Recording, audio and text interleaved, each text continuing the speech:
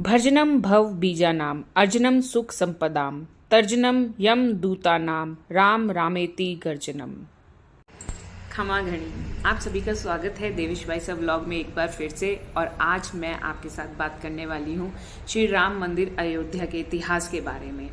जैसा कि आप सबको पता है 22 जनवरी को अयोध्या में मंदिर की शुरुआत होने वाली है। वहाँ पे भगवान श्री राम जी की मूर्ति की स्थापना की जा रही है। तो इसी को लेके मैंने सोचा कि कुछ जानकारी जो मेरे पास है मैं अपने व्यूवर्स के साथ, अपनी यूट्यूब फैमिली के साथ शेयर करूँ। तो शुरू करते हैं।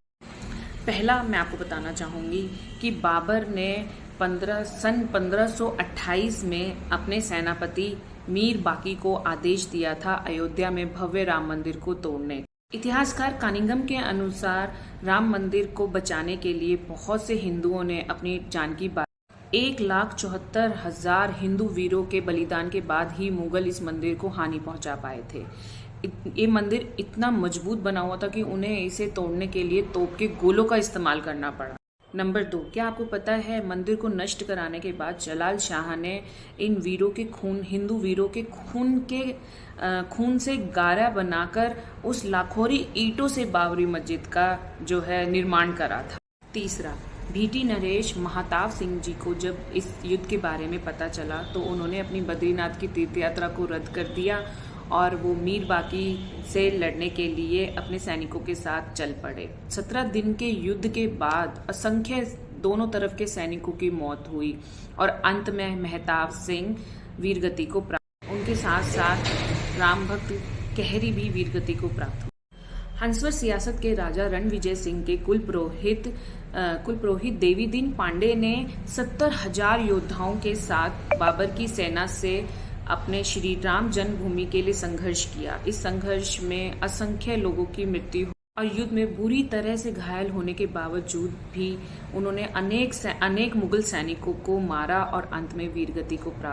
उसके बाद जब हंसवत के राजा को अपने कुल पुरोहित के मृत्यु के बारे में पता चला तो उन्होंने अपने जो राज्य है अपनी रानी जय कुमारी जी को सौंप दिया और खुद मुगलों की सैन्य से लड़ने के लिए 25,000 सैनिकों को अपने साथ लेके निकल पड़े और अंत में वो भी वीरगति को प्राप्त हुए। राणा रणविजय सिंह जी के बलिदान के बाद महारानी ने अपने आनंद संप्रदाय के मुखिया महेश्वरानंद जी के साथ श्री राम जन्मभूमि के लिए संघर्ष जारी रखा। के बाद श्री स्वामी महेश्वरानंद के नेतृत्व में मंदिरों, मठों और असंख्य अखाड़ों के नागा साधुओं और अन्य साधुओं ने शस्त्र उठा लिए और उन्होंने छापामार नीति को अपनाया। और इसके बाद मीर बारिक इतना डर गया था कि वो डर के मारे वहां से भाग गया और वो ताशकंद जाके पहुंच गया। नंबर 7, हुमायूं काल में भी महारानी जय कुंवारी जी और स्वामी महेश्वरानंद जी दोनों ने ही मिलके मुगलों के अगेंस्ट में 10 युद्ध लड़े, जिसमें 10वें युद्ध में जाके उन्हें सफलता प्राप्त हुई और वहां पे श्री राम जन्मभूमि 2-3 सालों तक मुगलों के आक्रमण से सुरक्षित रही। और उसके बाद में अंत में जाके इन दोनों ने ही मुगलों की विशाल सेना से लड़ते हुए वीरगति को प्राप्त किया।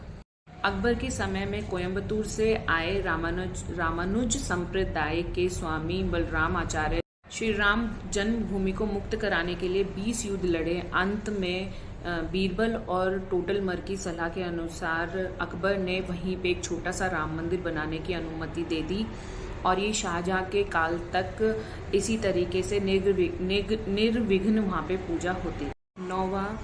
90 वर्ष तक निर्विघ्न पूजा करने के बाद औरंगजेब ने अपने सिपह सलाहकार जाबाज खां को एक विशाल सेना के साथ श्री राम जन्मभूमि को नष्ट करने के लिए भेज दिया। अयोध्या के अहिल्या घाट पर परशुराम मठ था जिसमें बाबा श्री वैष्णव दास जी रहते थे और उनके साथ चिमटाधारी साधुओं की एक विशाल शिष्य मंडली भी रहती थी। इन दोनों ने ही मिलकर अपने चिमटे और त्रिशूल से श्री राम जन्मभूमि की रक्षा करी और जाबाज खां को उल्टे पैर। 10वां, औरंगजेब ने एक बार फिर विशाल सेना के साथ सैयद हसन अली को वहां श्री राम जन्मभूमि को नष्ट करने के लिए भेजा और फिर बाबा वैष्णव दास जी ने सही समय पर गुरु गोविंद सिंह जी से संपर्क साधा। गुरु गोविंद सिंह जी अपनी सेना को लेकर अयोध्या पहुंच गए और उन्होंने साधुओं के साथ मिलकर मुगलों को धूल चटा दी और हसन अली सियादगंज मोर्चे पे मारा गया। 1664 में औरंगजेब ने एक बार फिर विशाल सेना भेजी श्री राम मंदिर को तोड़ने के लिए। जब तक श्री गोविंद सिंह जी भी वापस लौट चुके थे और मुगलों की विशाल सेना ने चबूतरे पे बने एक छोटे से राम मंदिर को तोड़ दिया था। परंतु उसके बाद भी हिंदू लोग जो थे वहीं पे पूजा करने। बारवा अमेठी के राजा गुरुदत्त सिंह जी ने और पीपरा के राजकुमार ने नवाब सादत अली के साथ श्री राम जन्मभूमि के लिए संघर्ष जारी रखा।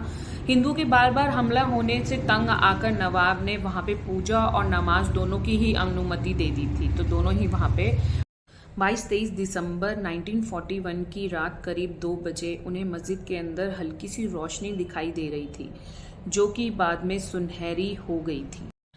इसके बाद वो एक घुंघराले बालों वाले 4-5 साल के एक सुंदर बालक को देखकर हैरान रह गए। थोड़ी देर बाद देखते हैं कि मेन गेट का ताला भी टूटा हुआ था और हिंदुओं की भीड़ मस्जिद के अंदर एक सिंहासन पर मूर्ति रख के पूजा कर रही। 14 राम मंदिर आंदोलन के दौरान मुलायम सिंह यादव ने यह दावा किया था कि विवादित ढांचे पर एक परिंदा भी पर नहीं मार सकता है और 30,000 से ज्यादा सुरक्षाकर्मी अयोध्या के अंदर लगा दिए गए हैं। लेकिन कोलकाता के कोठारी बंधुओं ने मुलायम सिंह के इस दावे की 23 साल के राम कोठारी और 20 साल के शरद कोठारी की श्री राम मंदिर के लिए इतने समर्पित थे वो कि उन्होंने 200 किलोमीटर का सफर पैदल ही तय कर लिया था, क्योंकि उस टाइम पे अयोध्या आने वाले सभी साधनों को बंद कर दिया। 30 अक्टूबर 1990 में सबसे पहले जो व्यक्ति विवादित ढांचे पर चढ़ा वह शरद कोठारी था और उसके साथ ही फिर उसके बाद में बड़ा भाई राम कुमार कोठारी भी इस विवादित ढांचे पर चढ़ा और दोनों ने मिलकर वहां पे भगवा ध्वज लहराया। 15 इस बीच पुलिस कर्मियों ने कार सेवकों पर फायरिंग करना शुरू कर दिया था और दोनों भाई बचने के लिए लाल कोठी गली में घुस गए थे। पर पुलिस कर्मियों ने उन्हें वहां से निकाल के बाहर बहुत पीटा और बेरहमी से गोली मारकर उनकी हत्या कर दी गई थी। सरकारी आंकड़ों में तो कार सेवकों की संख्या मरने वाली शहीदों की संख्या सिर्फ 5 थी, पर असल में ये संख्या 16। श्री राम मंदिर के पक्ष में सुप्रीम कोर्ट का फैसला आने के बाद अयोध्या के आसपास के 105 गांवों के सूर्यवंशी क्षत्रियों ने अपने 500 साल बाद पैरों में चमड़े के जूते और सिर पर साफा पगड़ी बांधकर अपने प्रण को पूरा किया। जो ने 16वीं सदी में मुगलों के खिलाफ इस मंदिर को बचाने के लिए युद्ध ठाकुर गजेंद्र सिंह के नेतृत्व में ये लड़ाई लड़ी गई थी, जिसमें वह हार गए थे और उसके बाद उन्होंने प्रतिज्ञा ली थी कि जब तक राम जन्मभूमि पर वापस कब्जा नहीं हो जाता वह पगड़ी नहीं पहनेंगे, वह जूते भी नहीं पहनेंगे। और इसी प्रतिज्ञा का पालन उनके आने वाली पीढ़ियों ने भी करा है। 17 श्री राम जन्मभूमि के लिए हिंदुओं ने कुल 78 युद्ध लड़े, जिसमें 3,50,000 से ज्यादा हिंदू वीरों ने अपने प्राणों को 5 अगस्त 2020 में श्री प्रधानमंत्री नरेंद्र मोदी जी ने यहाँ पर मंदिर के निर्माण के लिए शिलान्यास किया। साथ ही यहाँ पे मंदिर निर्माण के लिए मंदिर की नींव भी रखी गई थी। 500 साल के संघर्ष के बाद, हिंदू समाज के इतने बड़े संघर्ष के बाद आज राम मंदिर बन रहा है, बन के तैयार भी हो गया है। मंदिर की जो ऊंचाई है वो 161 फीट रहेगी और जो मंदिर की सीढ़ियों की चौड़ाई है वो 16 रहेगी। सिर्फ नींव में ही 2 लाख ईंटें लगी हुई है और इन सभी ईंटों पे श्री राम लिखा हुआ है। सीढ़ियों की चौड़ाई 16 फीट रहेगी। मंदिर के अंदर 5 गुंबद होंगे और पूरा मंदिर 360 पिलर पर खड़ा रहे। और आखिर में क्या आपको पता है कि श्री राम मंदिर के अंदर जितने भी पिलर्स हैं, जो भी है, उसके अंदर ना ही कोई सीमेंट, ना ही कोई सरिया, कुछ भी स्टील, ऐसा कुछ भी यूज नहीं किया गया है। उसके बाद भी इतना बड़ा भव्य मंदिर तैयार हो चुका है। और 2000 फीट के अंदर, मंदिर के 2000 फीट के अंदर एक कैप्सूल रखा गया है, जिसके अंदर मंदिर की सारी श्री राम जी की बारे में सब चीजें, जानकारी उस कैप्सूल के अंदर रखी गई है।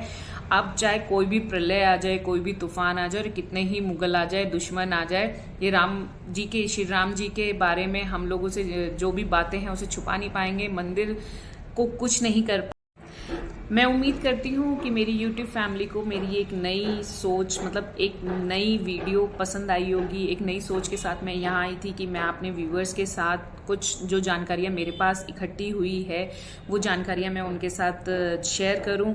मुझे उम्मीद है आप लोगों को बहुत अच्छी लगी होगी, और इससे अगर आपको कुछ नया सीखने को मिला है तो ज़रूर आप इसे अपनी फैमिली फ्रेंड्स के साथ शेयर करें, और ज़्यादा से ज़्यादा लोगों के साथ इसको शेयर करके सब्सक्राइब कराएं, चैनल को लाइक करें, कमेंट करें, और कुछ भी आपको गलत लगता है, कुछ भी आपको समझ नहीं आता है, ऐसा कुछ लगता है तो आप मुझे कमेंट करके ज़रूर बता सकते हैं। आप मुझे सपोर्ट कर सकते हैं कि मैं कैसी कैसी वीडियोज़ बनाऊँ। और आज की इस वीडियो के लिए जय श्री राम।